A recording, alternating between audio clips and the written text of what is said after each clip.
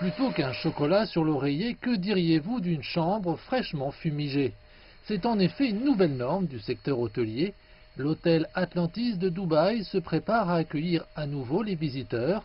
Après avoir fermé pendant le confinement, l'établissement a rouvert mi-mai en se tournant vers le marché intérieur. En ce qui concerne le remplissage, il est au maximum le week-end pour le restaurant, les chambres, le parc aquatique. En milieu de semaine, on est probablement en baisse d'environ 30 à 40% par rapport à ce que j'espérais. Avec plus de 1500 chambres et suites ainsi qu'un aquarium géant, Atlantis est l'un des hôtels emblématiques de Dubaï. Cet établissement, ainsi que d'autres dans cette destination touristique populaire, espère désormais profiter des voyages internationaux. La pandémie a cependant déjà porté un coup dur à tous les niveaux. Selon les derniers chiffres du gouvernement, le secteur hôtelier de Dubaï a baissé de 14,8% au premier trimestre en glissement annuel. Quant au deuxième trimestre, il ne devrait pas être beaucoup mieux compte tenu des restrictions en vigueur contre le coronavirus. La question pour les principales attractions touristiques comme celle-ci est de savoir comment elles pourront compenser cette situation au cours du restant de l'année 2020. Des cas de coronavirus continuent d'être constatés à Dubaï et aux Émirats arabes unis dans leur ensemble. Cette économie peut difficilement se permettre de rester en veille. Je dirais que Dubaï est l'une des économies les plus vulnérables au virus du monde. Son secteur touristique et d'autres secteurs sont si importants qu'ils sont en quelque sorte liés à l'accueil.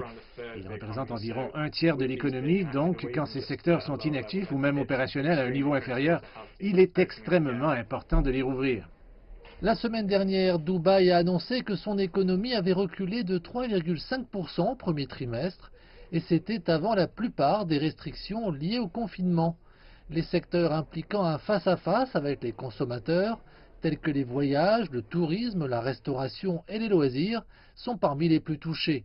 L'inquiétude est telle qu'elle pourrait entraîner des pertes d'emplois importantes.